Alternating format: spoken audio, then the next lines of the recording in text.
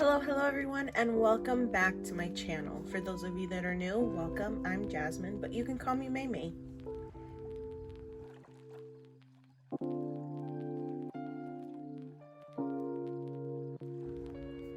So before I get into this video, I just wanted to apologize to everyone and say I'm sorry. I'm gonna sound very sniffly and congested. It got pretty cold around here where I live, and my allergies have been going nuts, so that's why. So please bear with me, and I really hope you enjoy this video. Let's get started. So for today's video, I'm going to be concluding my little mini series of showing you guys my favorite manga in each of the demographics. I've done my shonen, my shoujo, my seinen, and now I'll be closing it all up with my Josei manga.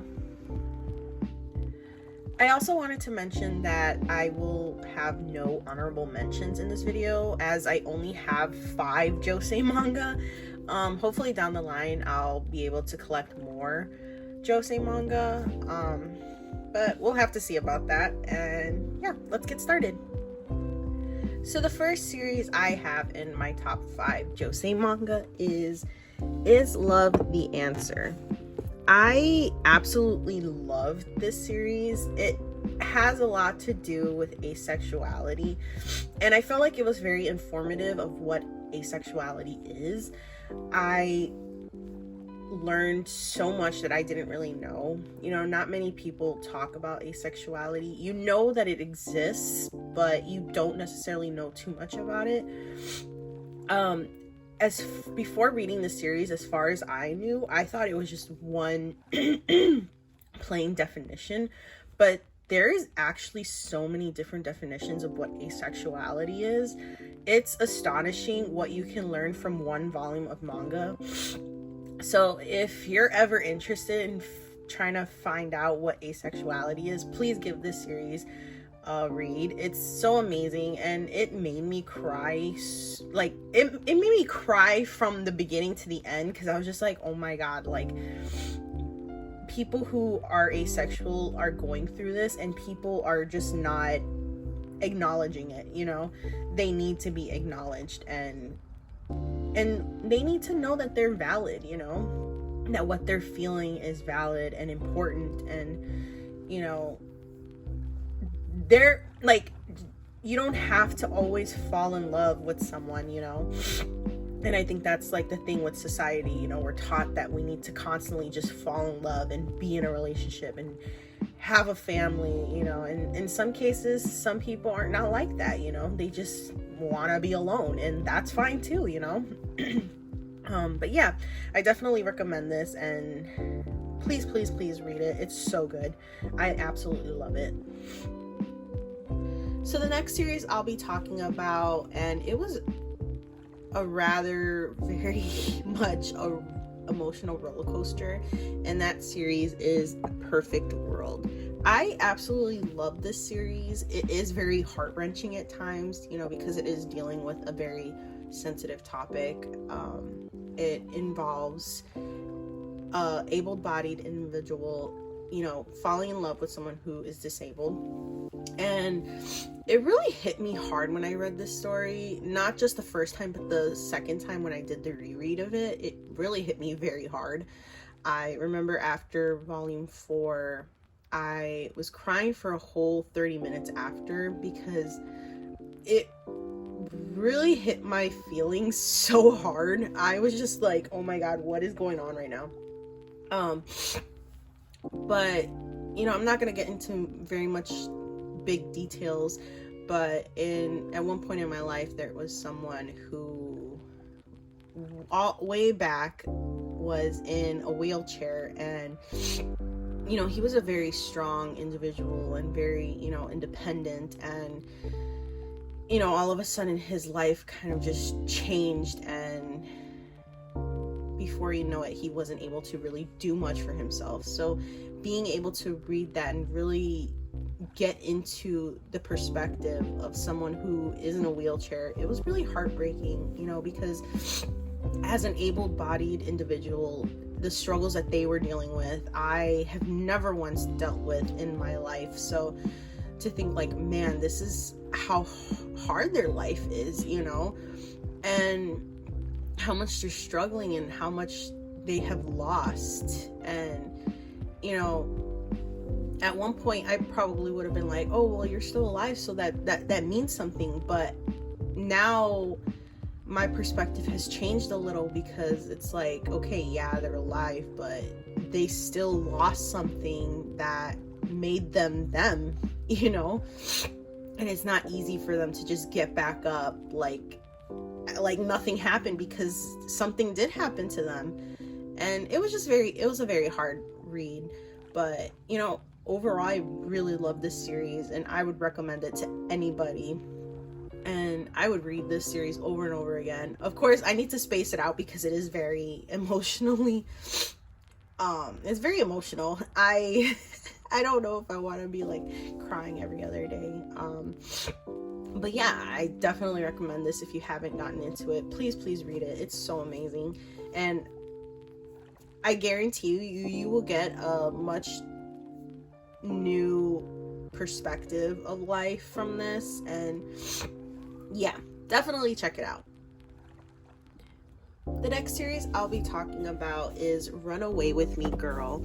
And I was pleasantly surprised with how much I like this. The first couple chapters, I was kind of like iffy about Midori, which is her.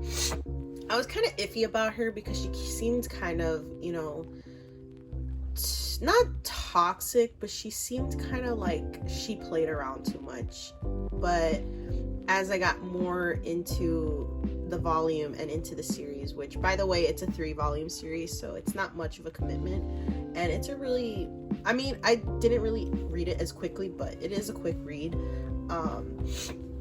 But yeah, I felt like I was a little hesitant because I still wasn't sure about Midori's character. I just felt like she was really manipulative. But then as we continued on with the story, I started to kind of love her and find her to be very precious, and just wanting her and Maki to just be together and to be happy, because that's what they deserved. Like, you don't know how many times I got angry with this volume and with the rest of the series because of Midori's fiance. He pissed me off so badly. Like, I was just like, dude, just why are you here? Like, why are you here? So it was really nice to be able to see Midori and Maki just be together and, you know, really be in love with each other and not really caring about the people around them, and just, you know, staying true to themselves. And I just love this series. And, you know, it's a very much realistic, you know, story of what it's like to, you know, really try to stick to the way of society's doings, you know, because that's what Midori was pretty much doing. She was just kind of just taking her life in an easy way because she was afraid deep down. But once she was with Maki, she felt like she could be more herself, be more free, be more happy. And I just really wanted that for the both of them, you know. And yeah, I really recommend this story and hope you guys get into it. So the next series may be controversial. I'm not really sure. It depends on you as an individual. But this next series I'll be talking about is Haru's Curse. So with Haru's Curse, it deals a lot, and I've talked about this in my manga reads video. I'm not gonna really get much into detail with it, but I definitely do love this series so much. It is a bit, I guess it is taboo. I don't know. When I read the story, I don't see it as taboo. I just see two people wanting to be in love with each other, but being afraid because of what other people might think. As if anyone has read the story, as you know, her sister was engaged to this guy here, but I feel like this guy was very much interested in her from the very beginning. So after her sister passes away, you kind of just see that his attraction for her, for Natsumi, kind of gets very much stronger. And I just love Natsumi and Togo. Like, I love them so much, and they just deserve to be happy with the person that they really want to be with without having to be afraid of what people will think. Of course, in the end, they do end up together despite what people think. So that was a very good ending to that. And it really deals a lot with grief and guilt, and, you know, obviously get into the triggers first to see if anything in this series may trigger you. Please keep in mind of that. But overall, it was a very amazing series. I really loved it, and I could reread this over and over again. I love it. But yeah, if you haven't gotten into it, please do. It's so good. So the last volume I'm going to be getting into for my favorite Josei manga, it is Paradise Kiss. It's such a thick volume. I kind of wish I could get the individual single volumes, but for now I'm fine with the 20th anniversary edition. As you all know, Paradise Kiss is done by the amazing Ayazawa, who has also done Nana, and I believe it's called My Neighborhood Story in English. But yeah, I am super excited for Neighborhood Story to finally be published. I have always wanted to get it, but it was always in like a different language. So to finally be able to have it in English, it's kind of a dream come true. I'll be able to have not only 2 series by this amazing mangaka, but also 3. And I have mentioned in my Instagram post about my reread with Paradise Kiss that My Neighborhood Story is actually the prequel to the series, as you don't really need to read My Neighborhood Story to understand this story. The only thing is that we are introduced to characters, like supporting characters in this series, who played a very big part in My Neighborhood Story.